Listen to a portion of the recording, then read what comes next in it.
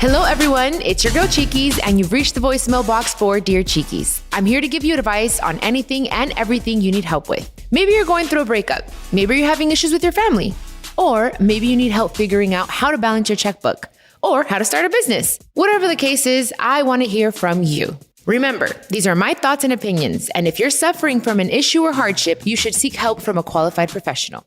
All right, now go ahead and leave your question at the sound of the beep.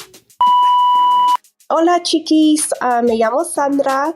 First, I really enjoy listening to your podcast. I work from home, so I look forward to pressing play. Y te quería preguntar about your speaking skills. I have noticed that you're very well spoken in English and in Spanish. Have you been like that desde chiquita? I say a lot of ums and hms, and I pause and my voice cracks. I just want to be able to sound confident when I'm trying to convey a message, especially during work meetings. I know I have it in me, but I just don't know how to overcome it. I feel like I'm having some kind of imposter syndrome. So, a ver, si me puedes ayudar. Gracias. Take care. Bye. Sandra, qué linda. Thank you so much. That is such a beautiful compliment that you just gave me because I'll be honest, like I always am, it's something I struggled with. And honestly, I think you're being hard on yourself because you sound very well-spoken yourself. And that's me. I'm very hard on myself.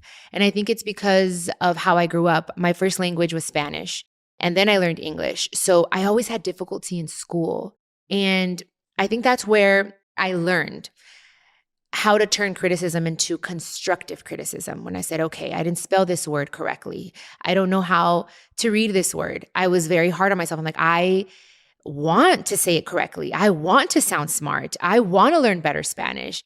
When I first started my career as a singer and being, on media and stuff, I didn't speak Spanish correctly. So what I did was like, I'm going to listen to Spanish radio and Spanish television and read in Spanish. And still there are things that I say incorrectly. But the thing here is wanting to grow, wanting to learn. And that's something that I have in me. I love to learn. I love to learn something new. Another thing I would do was I had this thing. It's so funny. I would carry a dictionary with me. And I even have a dictionary app on my phone. And I learn a new word every day. It's like, oh, the word of the day is this. And this is the definition. And this is how you use it. And I'm like, oh, nice. So I love to learn. So I think that will definitely help you. And yeah, I mean, there's sometimes when I'm like, I'm a total valley girl. I'm like, I say like a lot. And I'm just like, okay, wait, I have to get better at that. That's why sometimes I even listen to the podcast and I'm like, okay, what can I change? What can I better? Because I want to be better. I really do. So that makes me so happy that you think that. Thank you so much. But yeah, that's my suggestion. I think just engrossing yourself with information and reading. I think reading has helped me a lot. And believe me, I mean, it used to give me anxiety, you guys, reading in front of class because when I was in 5th grade, I read the word island wrong. I said island, which I'm like, well, duh, shouldn't it be island? It does have an S, but that's where I was like, oh, shoot, wait, let me learn the different theirs, One day we'll have a podcast on all that, you guys, to explain. But anyways, Sandra, thank you for your question. And I hope my suggestions help, okay? You are so sweet. I really appreciate it. Okay, so we have another question from Les. Hi, Chiquis. I am reaching out because, long story short, I have been with my husband for 10 years. And in those 10 years, his family and I have not gotten along. And it has never been because I have done something to them. It's always because they do something to me. And it has gotten to the point where I would never say anything because I wanted to keep the peace and be respectful. But it has gotten to the point where it's a little too much. They have been disrespectful towards my son. And it's just so many things going on that have just been very frustrating. My husband doesn't set boundaries with his family, and I always end up having to say something about it, and I look like the bad one always. So when I talk to my husband about it, we come to all of these agreements, we do all these things, we, agree to all these things, and he forgets about them as soon as they get in contact with him again.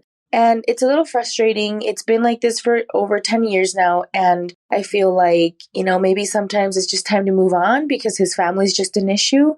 What do you recommend? What can I do so that he can start setting these boundaries, because he has gone to therapy, but he goes on and off, and I honestly don't even see that it's working. Hi, Les. Okay. When people involve your children, that's where it gets very difficult, because I can just imagine the way I am with my siblings. It's like as soon as someone is, so I get it.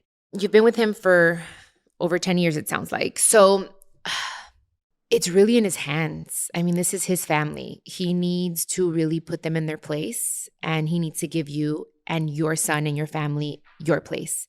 I love to hear the fact that he's trying. I mean, he's going to therapy, and he just needs to be consistent. That word consistent is so important. I think that you should have a conversation with him and just say, you know what? I'm at the wit's end of my rope, and I don't want to leave our relationship, but this is causing me a lot of unhappiness. And I really feel like you're not giving our family the priority here. And if you don't stay consistent with therapy once a week for, I don't know, 6 months, a year, then I'm going to have to excuse myself from this relationship because it's causing me a lot of unhappiness.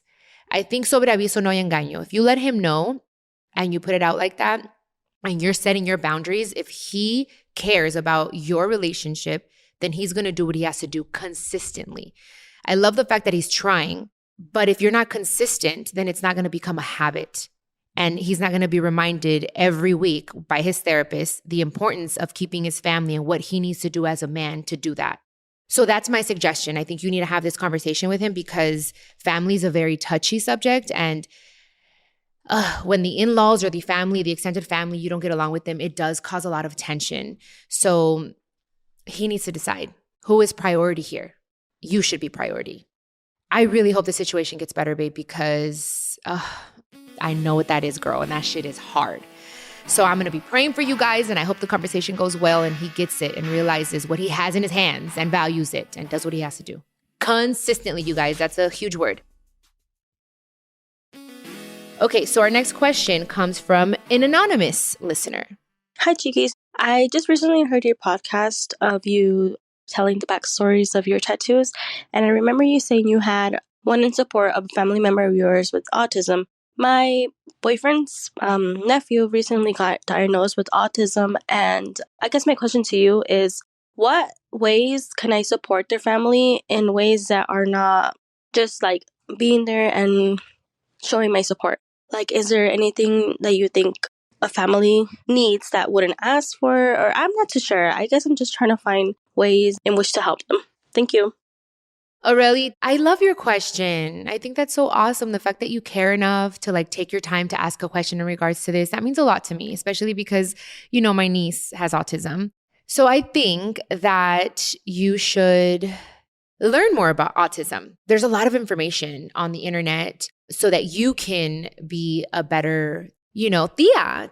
Crazy enough, years and years ago, I was helping children with autism. I went to this course, and I learned a lot about it, not knowing obviously that 10 plus years later, I would have a niece that has autism. So I think that really helped me as well. And it was very new to our family, but I have done my research. I've gone on the internet and I'm like, okay, what are things that children with autism don't like, or what do they like? Because there's nothing wrong with them. It's not like they just learn differently. So it's like learning how they learn and things that they don't like. And every situation is different.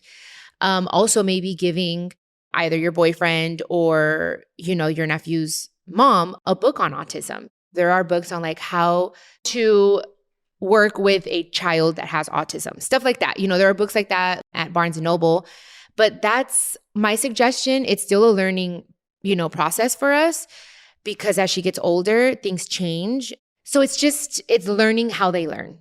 It's watching videos as well. There's a lot of information out there on autism now more than ever. So that's my suggestion. And I don't know, you really touched my heart with this. This is so awesome that you're asking this. I don't know. It just makes my heart feel happy. Okay, so guys, our last question comes from Mari. Hi, Chiquis. Just wanted to start off by saying, damn, girl, you is a bad bitch. I was watching your TikTok videos from Mexico. Oh my God, you look beautiful. Your voice is amazing. Síguele echando muchas ganas. So it's me, Mari, from Mexico again. You're going to be like, otra vez tú, mujer. I just wanted to say thank you. Last time I had messaged you about finding my purpose, and you were so sweet. And you messaged me back and you gave me a different point of view. So much so that me armé de valor and I started giving English classes. I just wanted to update you on that. I started giving English classes, and my sister told me yesterday, she was like, maybe your purpose is to teach these little kids a different language. And I was like, oh my God, I need to tell Chiquis this. So I just want to let you know that. Also, ask you for a piece of advice. I know that I'm going to get negative comments because there's other people here that also teach English and have like schools. And I hear people saying like, oh my God, pues no les enseñan nada. Pues they don't even know this, and that. How can I deal with negative comments? I know they're going to come, and I'm a very sensitive person and things get to me. So what would be your piece of advice for me to deal with it? Thank you so much. Love you. Mari, I love you too. This is so exciting, you guys. This is like, I think, our first update, and it just makes me so happy. So you guys send me your updates. I really want to know if you took my advice or if you did something different, even if you didn't take my advice and you did something different. But regardless, I want to hear from you guys. So thank you. Thank you, Mari, for giving us an update. I'm so happy and so proud of you for doing it. O sea, te armaste de valor and you did it. This is what I'm talking about. Saying, fuck it, I'm going to just take a leap of faith. So I am so, so happy for you and so proud of you. So congratulations. Round of applause for you. And negative comments. Girl, you're preaching to the choir here. So I understand.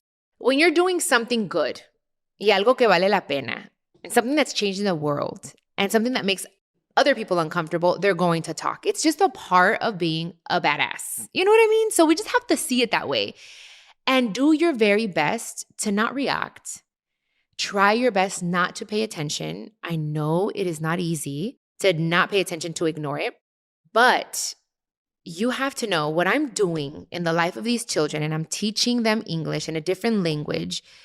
It's going to give them so much power and so much confidence for their future that you're doing something so good que ni vale la pena. It doesn't even matter what anyone has to say because you know what you're doing is a good thing.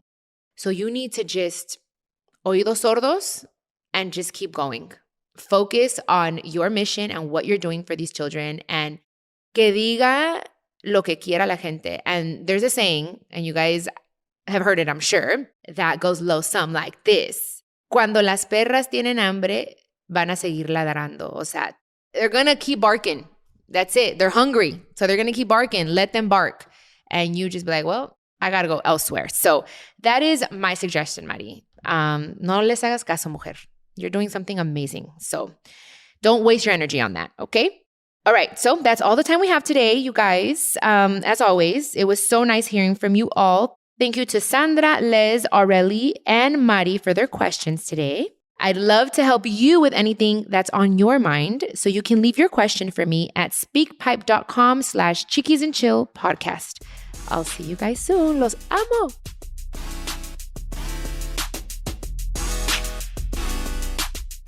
This is a production of iHeartRadio and the My Cultura Podcast Network.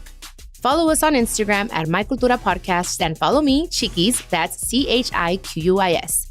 For more podcasts from iHeart, visit the iHeartRadio app, Apple Podcasts, or wherever you listen to your favorite podcast, and check us out on YouTube.